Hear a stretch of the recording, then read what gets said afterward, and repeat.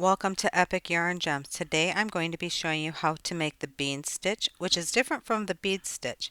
It does make a great texture for different types of projects. So I'm going to start us off again with a swatch of 10 and a row of single crochets. I'm going to slow this video down so that we're able to see where we are placing our hook and the number of loops that we're going to have on it. So I just did a chain one and turned my work. I'm going under that first stitch and I'm going to pull up a loop, yarn over, going into that same stitch, pulling up another loop, having 4 on my hook, and I'm going to yarn over, go through that same stitch again, and pulling up another loop. You have 6 loops on your hook. You're going to yarn over, and you're going to pull through all 6 on your hook, finishing with a chain 1. Now we are going to skip a stitch, going into the next stitch, with our hook underneath that stitch, yarn over, pull up a loop, yarn over into that same stitch, pulling up a loop, yarn over one last time, pulling up another loop, 6 loops on your hook, yarning over and pulling through all 6, finishing with a chain 1. So in previous videos that I have done that we have loops on our hook, I will remind you here as well, as it's important to keep your tension loose so that the loops on your hook don't get too tight and it's easier to pull that last strand through and your hook without it getting caught and you having to wiggle it through.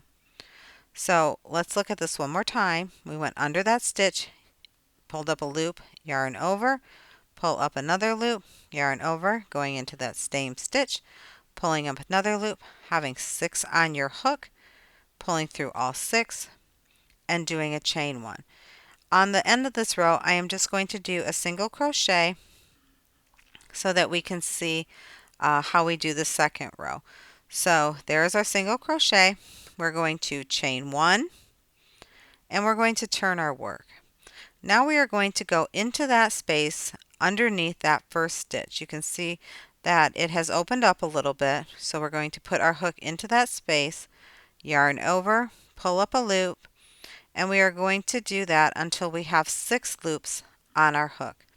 Like we did in the previous row, we are going to yarn over and pull through all 6. You can see here I have my tension a little tight, so it's hard for me to get the hook through.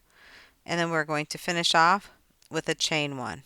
Now we are going to skip the next stitch and we're going to go into the stitch after that. You can see that it does have an opening that is made into those spaces from the previous row, and that is where we are going to be doing our work for this second row.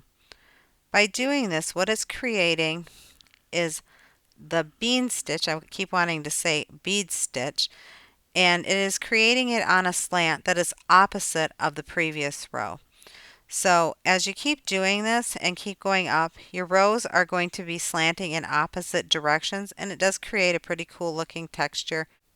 I'm looking forward to using this in a project soon.